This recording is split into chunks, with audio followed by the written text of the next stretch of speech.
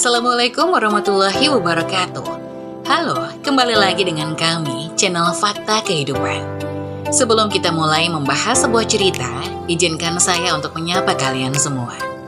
Semoga kalian semua dalam keadaan sehat walafiat dan tetap berada dalam lindungan Tuhan Yang Maha Esa. Oh iya, seperti biasa, kalian juga bisa komen-komen di kolom komentar. Kalian dari daerah mana saja? Atau sekedar memberikan kritik dan saran untuk channel kami. Kali ini kami akan menceritakan kisah yang tentu saja nama dan tempat sudah kami samarkan. Kisah kali ini menceritakan tentang rela jadi kuli di luar negeri, istriku malah diusir keluargaku sendiri. Tidak usah berlama-lama lagi, kita masuk ke ceritanya.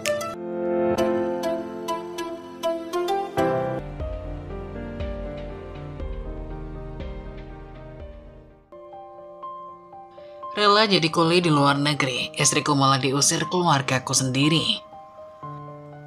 Anjas dan Ria adalah sepasang suami istri yang hidup dalam kemiskinan. Mereka tinggal di sebuah desa kecil di pinggiran kota.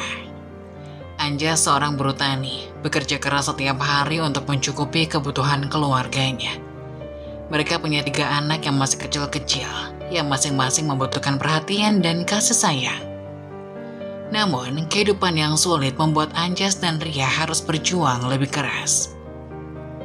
Keluarga Anjas tidak pernah menyukai Ria. Mereka merasa Ria tidak pantas untuk Anjas. Yang menurut mereka, Anjas bisa mendapatkan wanita yang lebih baik. Ria kerap menerima perlakuan tidak menyenangkan dari mertuanya, namun dia bertahan demi anak-anaknya dan demi cinta yang dalam pada Anjas. Anjas sadar bahwa pekerjaannya sebagai buruh tani tidak cukup untuk memberikan kehidupan yang layak bagi keluarganya. Setelah berkali-kali berpikir dan berdoa, akhirnya Anjas memutuskan untuk bekerja di luar negeri.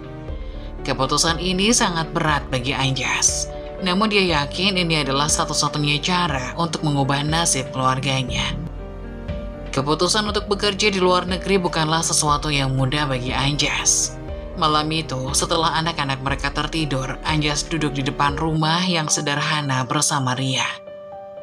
Mereka memandangi bintang-bintang di langit malam, namun hati mereka dipenuhi oleh kegelisahan. Anjas menarik napas panjang lalu berkata dengan suara yang berat, "Ria, aku sudah memikirkan ini berulang kali. Rasanya aku harus pergi bekerja di luar negeri." Ria yang sedang menyisir rambut panjang anak perempuan mereka terhenti sejenak.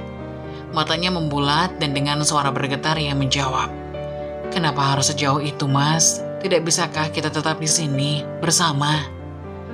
Anjas menundukkan kepalanya. "Aku tahu ini keputusan yang berat, tapi aku tidak ingin jauh darimu dan anak-anak. Bagaimanapun pekerjaan di sini tidak cukup. Setiap hari aku bekerja dari pagi sampai malam, tapi apa yang kita dapat? Rasanya hidup kita tidak pernah berubah. Aku ingin memberikan kehidupan yang lebih baik untuk kalian." Ria menggenggam tangan Anjas erat-erat. Matanya mulai berkaca-kaca. "Mas, aku tidak butuh apa-apa selain bisa bersama denganmu. Kehidupan yang lebih baik tidak ada artinya jika kita harus berpisah." Anjas menatap mata Ria dengan penuh kesedihan. "Aku juga tidak ingin meninggalkanmu. Tapi kalau aku tetap di sini, aku tidak akan pernah bisa memberikan masa depan yang layak buat anak-anak kita. Aku sudah mencoba segala cara, tapi hasilnya masih sama. Satu-satunya pilihan yang aku punya adalah pergi, Ria. Aku mohon, mengertilah." Air mata mulai mengalir di pipi Ria. Dia tahu bahwa Anjas tidak akan mengusulkan hal ini jika tidak ada pilihan lain. Dengan suara lirih, dia berkata, "Kalau begitu, aku hanya bisa mendukungmu, Mas. Tapi janji padaku, meskipun kita berjauhan, hati kita tetap akan selalu bersama." Anjas mengangguk, air mata juga mulai mengalir di wajahnya. "Aku janji, Ria. Aku akan selalu memikirkanmu setiap hari. Dan aku akan pulang secepatnya begitu aku bisa mengumpulkan cukup uang untuk bisa memulai hidup baru." Ria memeluk Anjas dengan erat, merasakan kehangatan tubuh suaminya yang mungkin akan ia rindukan selama bertahun-tahun ke depan. "Aku akan menunggumu, Mas. Aku akan menjaga anak-anak kita dan aku akan menjaga cinta kita. Kamu tidak akan pernah sendirian di sana." Anjas membalas pelukan Ria, berusaha menahan tangisnya.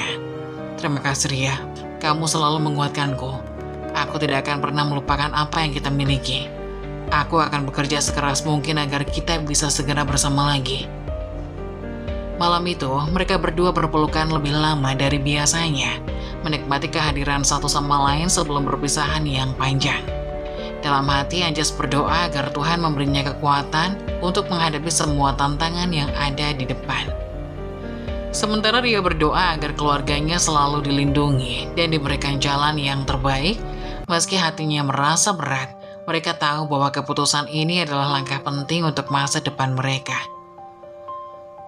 Anjas berhasil mendapatkan pekerjaan sebagai buruh di sebuah pabrik. Pekerjaannya berat dengan jam kerja yang panjang dan kondisi yang tidak selalu nyaman. Namun Anjas tidak pernah mengeluh. Setiap kali dia merasa lelah atau rindu pada Ria dan anak-anaknya, dia mengingat tujuannya, yaitu memberikan kehidupan yang lebih baik bagi keluarganya. Setiap hari, Anjas bangun sebelum matahari terbit. Dia bekerja dengan giat sepanjang hari, bahkan mengambil shift tambahan jika ada kesempatan. Meski tubuhnya lelah, dia tetap semangat karena tahu bahwa setiap tetes keringatnya adalah untuk masa depan keluarganya.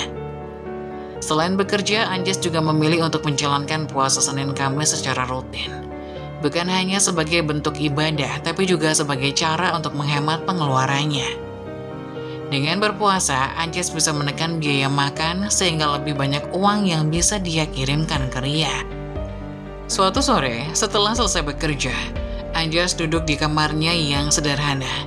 Dia merasakan lapar yang cukup menyiksa karena hari itu adalah hari Senin, dan dia sedang berpuasa. Meski demikian, Anjas merasa puas karena dia tahu bahwa pengorbanannya tidak akan sia-sia. Dalam surat yang ditulis kepada Ria malam itu, Anjas mencurahkan isi hatinya. Ria cintaku yang ada di sana, hari ini adalah hari Senin, dan seperti biasa aku berpuasa. Meski kadang lapar ini terasa berat, aku melakukannya dengan penuh keikhlasan. Setiap kali perutku kosong, aku mengingat senyum kalian, dan itu membuat rasa lapar ini tak berarti. Ria, aku berharap uang yang aku kirimkan cukup untuk kebutuhan kalian di sana. Aku berusaha sebaik mungkin untuk mengirim lebih banyak setiap bulannya. Tolong gunakan untuk keperluan kalian. Jangan sampai kamu dan anak-anak merasa kekurangan. Aku tahu hidup di sini tidak mudah. Tapi aku berjanji akan bertahan demi kalian. Aku ingin kalian hidup lebih baik dari sebelumnya. Berdoalah untuk Ria, agar aku selalu diberi kekuatan dan kesabaran. Aku rindu kalian setiap hari, tapi aku yakin bahwa pengorbanan ini akan membawa kebahagiaan bagi kita semua suatu hari nanti. Malam itu Anjas tidur dengan rasa damai, meski rindu di hatinya semakin kuat. Dia percaya bahwa setiap kali dia berpuasa, setiap kali dia menahan lapar, dia semakin dekat dengan tujuan utamanya. Ria dan anak-anaknya selalu ada dalam pikirannya, menjadi sumber kekuatan yang tak pernah padam. Bulan demi bulan berlalu, dan Anjas terus bekerja dengan giat. Setiap kali menerima gaji, dia langsung mengirimkan sebagian besar ke Ria. Dalam setiap paket kiriman, dia selalu menyelipkan surat singkat, memberitahu Ria tentang keadaannya dan mengingatkannya untuk tetap kuat dan sabar. Waktu terus berjalan, hari berganti bulan, dan bulan berganti menjadi tahun.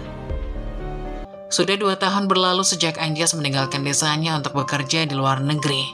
Di tengah kesibukan dan rutinitas yang berat, kerinduan yang mendalam mulai menggerogoti hatinya. Setiap malam, setelah pulang dari kerja, Anjas duduk sendirian di kamar sempitnya, memikirkan Ria dan anak-anak mereka. Setiap kali mendengar suara anak-anak bermain di sekitar tempat tinggalnya, hati Anjas teriris. Ia merindukan tawa riang anak-anaknya, senyum hangat Ria dan suasana hangat di rumah mereka yang sederhana. Namun Anjas menahan semua itu. Ia tahu bahwa kerinduan ini adalah ujian dan ia harus bertahan demi impian mereka untuk hidup yang lebih baik.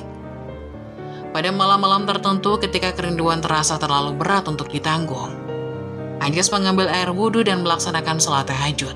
Di saat sujud, ia berlama-lama merasakan kedekatannya dengan Allah Subhanahu wa Ta'ala, mengadukan segala kesedihannya dan memohon kekuatan. Ya Allah, Engkau Maha mengetahui segala yang ada di dalam hatiku. Engkau tahu betapa rindunya hamba kepada istri dan anak-anak hamba, ya Allah. Berikanlah hamba kekuatan untuk menahan rindu ini. Hamba tidak ingin kembali ke kampung sebelum bisa membawa kebahagiaan untuk mereka. Jadikanlah hamba kuat dan tabah menjalani semua ini ya Allah. Lindungilah istri dan anak-anak hamba di sana. Jauhkanlah mereka dari segala kesulitan dan bahaya. Amin. Selesai sholat, Anjas duduk bersila dengan Al-Quran di tangannya. Dia membaca ayat-ayat suci dengan hati yang penuh harapan, mencari ketenangan dan petunjuk. Setiap ayat yang dia baca, setiap zikir yang dia ucapkan adalah doanya untuk Ria dan anak-anak. Anjas tahu hanya dengan mendekatkan diri kepada Allah Subhanahu wa Ta'ala, ia bisa mendapatkan kekuatan untuk terus berjuang di perantauan. Sementara itu di kampung halaman, Ria juga merasakan kerinduan yang sama. Setiap malam setelah anak-anak tidur, Ria mengambil mukenanya dan melaksanakan sholat hajat. Dalam sujudnya, ia juga mengadukan segala kegelisahan dan kerinduannya kepada Allah Subhanahu wa Ta'ala. Ya Allah, Engkau yang Maha Pengasih lagi Maha Penyayang. Suamiku jauh di sana, bekerja keras demi kami. Ya Allah, jagalah dia, berikanlah dia kekuatan dan kesehatan, lindungi dia dari segala mara bahaya. Ya Allah, jika Engkau mengizinkan, pertemukan kami kembali dalam keadaan yang lebih baik. Aku rindu padanya ya Allah. Berikanlah aku kesabaran dan ketabahan untuk menunggu kepulangannya. Amin. Setiap kali Ria selesai sholat, ia duduk di depan foto keluarga mereka yang tersimpan rapi di sudut ruangan. Dia memandang foto Anjas yang tersenyum bahagia dan air matanya mengalir. Namun Ria selalu berusaha tersenyum kembali, mengingat janji yang mereka buat untuk tetap kuat demi anak-anak. Di setiap waktu sholat, Ria dan Anjas sama-sama berdoa kepada Allah Subhanahu wa Ta'ala, memohon perlindungan, kekuatan, dan ketabahan. Meski jarak memisahkan mereka ribuan kilometer, hati mereka tetap saling terhubung dalam doa-doa yang tak pernah putus. Mereka percaya bahwa Allah Subhanahu wa Ta'ala mendengar doa mereka, dan bahwa ujian ini hanyalah sementara. Anjas bertahan di perantauan, terus bekerja dengan giat, menyimpan setiap rupiah yang bisa dia kumpulkan. Setiap kali dia merasa rindu yang sangat dalam, dia ingat doa-doanya dan janji yang dia buat kepada Ria, bahwa suatu hari nanti, mereka akan bersama lagi dengan kehidupan yang lebih baik. 3 tahun pun berlalu sejak Anjas meninggalkan desanya. Di negeri orang, Anjas telah bekerja keras, menabung setiap rupiah yang bisa dia kumpulkan. Dan kini, dia merasa waktunya telah tiba untuk pulang. Tabungannya sudah cukup untuk memulai hidup baru, dan dia yakin bahwa keputusannya untuk bekerja di luar negeri akan membawa perubahan besar bagi keluarganya. Dengan hati yang penuh harap, Anjas memutuskan untuk pulang tanpa memberitahu Ria dan anak-anaknya. Dia ingin memberi kejutan, ingin melihat ekspresi bahagia di wajah mereka ketika dia muncul di depan pintu rumah. Anjas membayangkan betapa hangatnya pelukan Ria, betapa riangnya anak-anak berlari menyambutnya, betapa bahagianya mereka ketika melihat dia kembali dengan keadaan yang lebih baik.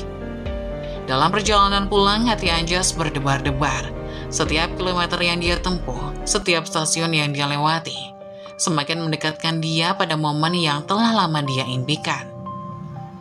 Dalam benaknya, Anjas membayangkan rumah mereka yang kini mungkin sudah lebih baik berkat uang yang dia kirimkan selama ini. Dia membayangkan Ria yang mungkin sudah lebih tenang karena masa-masa sulit mereka telah berlalu. Ketika kendaraan yang ditumpangi Anjas mulai mendekati desa kecilnya, hatinya semakin bergejolak. Dia sudah bisa melihat jalan-jalan yang dulu sering dia lewati, rumah-rumah yang tampak akrab, dan akhirnya pintu gerbang desa tempat dia tumbuh besar. Anjas tidak sabar untuk melihat rumahnya, memeluk anak-anaknya, dan melihat senyum bahagia di wajah Ria. Anjas melangkah keluar dari kendaraan, menghela nafas panjang sambil memandang langit desanya yang cerah. Dia berjalan perlahan menuju rumahnya, membayangkan segala kebahagiaan yang menantinya di sana. Setiap langkah yang dia ambil dipenuhi dengan harapan dan kegembiraan, membayangkan momen-momen indah yang akan segera terjadi. Tapi, di balik kegembiraan itu, ada juga sedikit kekhawatiran. Akankah segalanya berjalan sesuai dengan yang dia bayangkan? Namun, Anjas menepi semua pikiran negatif itu, yakin bahwa apa yang dia lakukan selama ini adalah demi kebaikan keluarganya. Kejutan yang dia persiapkan akan menjadi momen yang tak terlupakan bagi mereka semua. Namun ketika Anjas tiba di desanya, dia dikejutkan oleh pemandangan yang tidak bisa dia bayangkan. Rumahnya yang dulu kecil dan sederhana kini sudah besar, tampak lebih megah.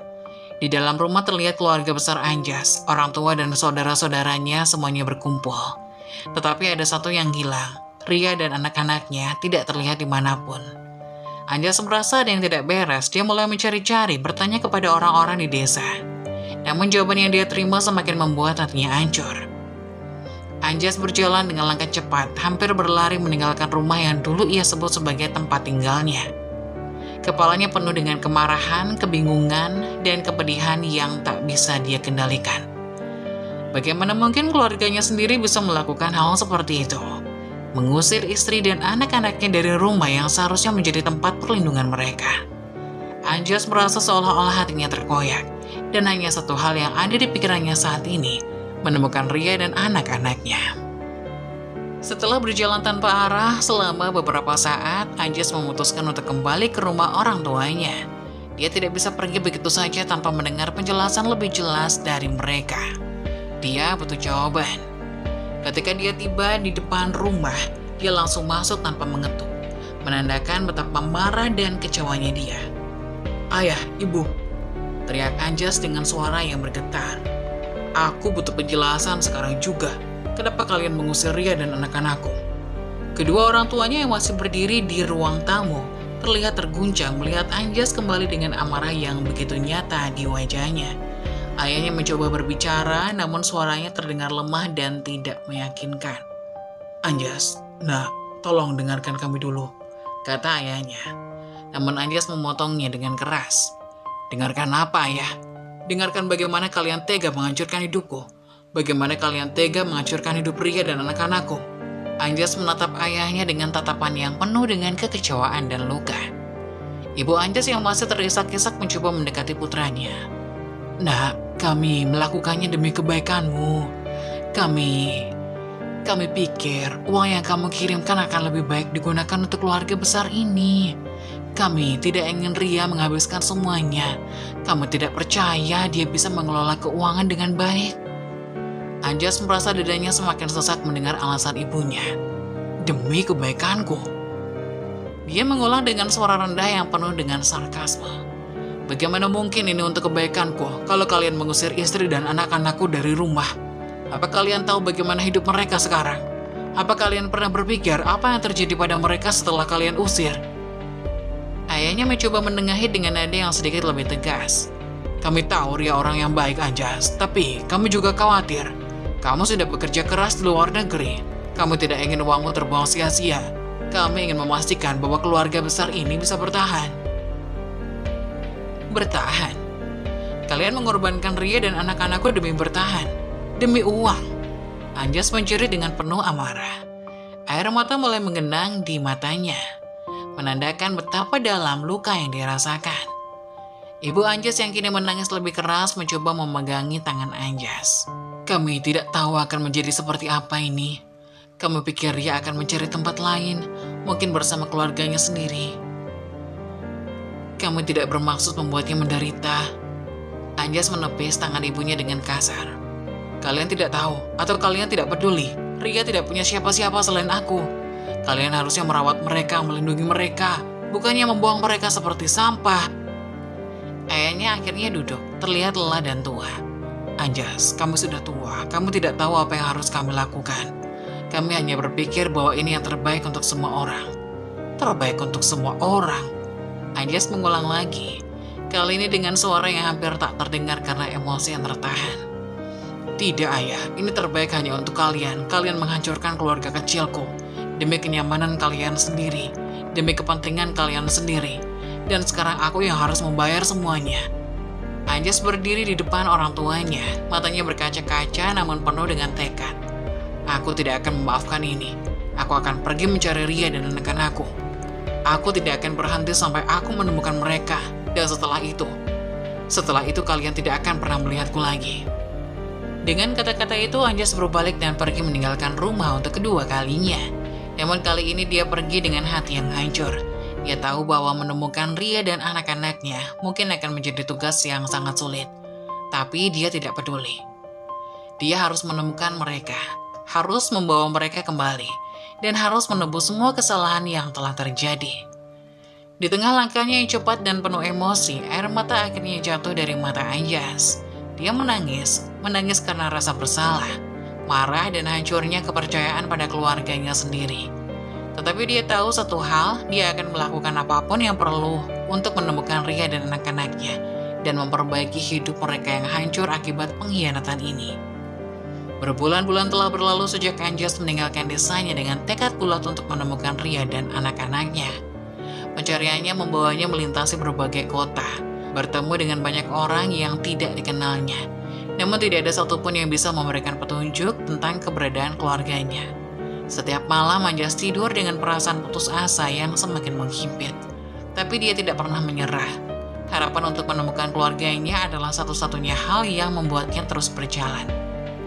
Pada suatu sore yang mendung, di sebuah kota yang jauh dari desanya, Anjas sedang berjalan di trotoar ketika ia mendengar suara serak seorang anak yang menyanyikan lagu sedih di pinggir jalan. Suara itu lembah tetapi penuh dengan kesedihan yang mendalam, membuat hati Anjas tersentuh. Dia menoleh dan melihat seorang anak kecil dengan pakaian lusuh, tubuh kurus, dan wajah yang tampak begitu familiar. Anjas berhenti di tempat. Hatinya berdebar, ada sesuatu dalam diri anak itu yang membuatnya tidak bisa berpaling.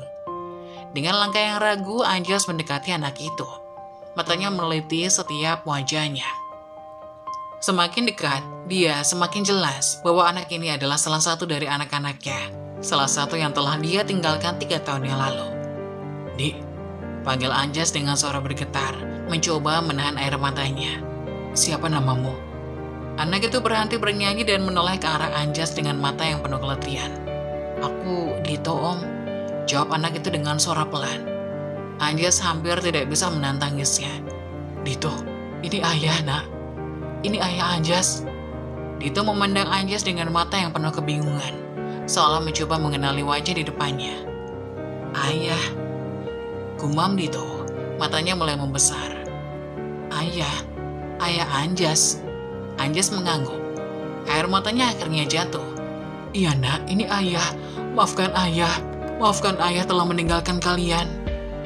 Dito hanya berdiam, tidak tahu bagaimana harus bereaksi. Wajahnya yang masih polos menunjukkan campuran antara keterkejutan dan kebahagiaan. "Ayah, benar ini ayah. Ibu selalu bilang ayah akan pulang, tapi kamu tidak tahu kapan." Anjas meraih Dito dan memeluknya erat. Air matanya membasahi pundak kecil anak itu. "Maafkan ayah, Dito. Ayah harusnya ada di sini buat kalian. Ayah sangat menyesal." Dito pun menangis dalam pelukan Anjas. Menangis karena kerinduan yang telah lama ia pendam. Menangis karena beban hidup yang terlalu berat untuk anak seusianya. "Ayah, ibu sakit ayah. Ibu bilang ibu kangen ayah. Tapi kamu tidak tahu ayah di mana." Anjas melepaskan pelukannya sedikit, menatap wajah anaknya yang kini basah oleh air mata. "Ibu sakit. Di mana ibu sekarang, Nak? Bawa ayah ke tempat ibu sekarang." Dito mengangguk, masih terisak. "Kami tinggal di gubuk reot di pinggir kota, ayah. Ibu sudah lama sakit. Kamu tidak punya uang untuk membawanya ke dokter." Mendengar itu, hati Anjas seakan hancur berkeping-keping. Bayangan Ria yang menderita dan kesakitan tanpa siapapun untuk merawatnya menghantui pikirannya.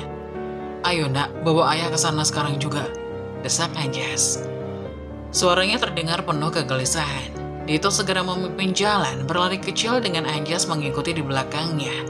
Hujan mulai turun rintik-rintik, seolah langit ikut merasakan kesedihan yang menyelimuti hati Anjas. Mereka berjalan melewati gang-gang sempit, keluar dari pusat kota, hingga akhirnya tiba di sebuah area kumuh di pinggiran kota. Di sana, di antara rumah-rumah kumuh lainnya, berdiri sebuah gubuk reot yang hampir runtuh. Atapnya berlubang, dinding terbuat dari papan-papan kayu yang sudah lapuk. Dito berdiri di depan gubuk itu dan menoleh ke Anjas dengan mata penuh kesedihan. "Inilah tempat kami tinggal, ayah," kata Dito dengan suara yang hampir tidak terdengar. Anjas menelan ludah. Matanya tak bisa berpaling dari gubuk itu. "Di sinikah ibu tinggal selama ini?" tanyanya dengan suara bergetar. Dito mengangguk. "Iya, ayah. Kami tidak punya tempat lain. Ibu selalu bilang bahwa yang penting kami masih bisa bersama walaupun hidup susah." Anjas tidak bisa lagi menahan air matanya. "Maafkan ayah, Nak. Maafkan ayah telah meninggalkan kalian hidup dalam kondisi seperti ini." Dengan tangan yang gemetar, Anjas membuka pintu gubuk itu. Di Di dalam, di atas tikar usai yang diletakkan di atas tanah, terbaringlah Ria. Wajahnya pucat, tubuhnya kurus, kering, dan matanya terpejam, seolah-olah dia sedang beristirahat. Namun napasnya terdengar lemah, menandakan bahwa dia sedang melawan sakit yang mungkin sudah lama dia derita. Ria ini aku, Anjas. Panggil Anjas dengan suara yang penuh dengan kesedihan. Ria membuka matanya perlahan, matanya yang lemah mencoba fokus pada sosok di depannya. Ketika dia akhirnya mengenali Anjas, air mata mengalir di pipinya yang kurus. Anjas, benarkah ini kamu? Suaranya hampir tak terdengar, penuh dengan kerinduan dan kelegaan. Anjas segera mendekat berlutut di samping Ria, memegang tangan istrinya yang lemah. Iya Ria, ini aku. Maafkan aku telah meninggalkanmu. Maafkan aku atas semua penderitaan ini. Ria tersenyum lemah, meskipun air matanya masih mengalir di wajahnya. Kamu kembali, itu yang paling penting.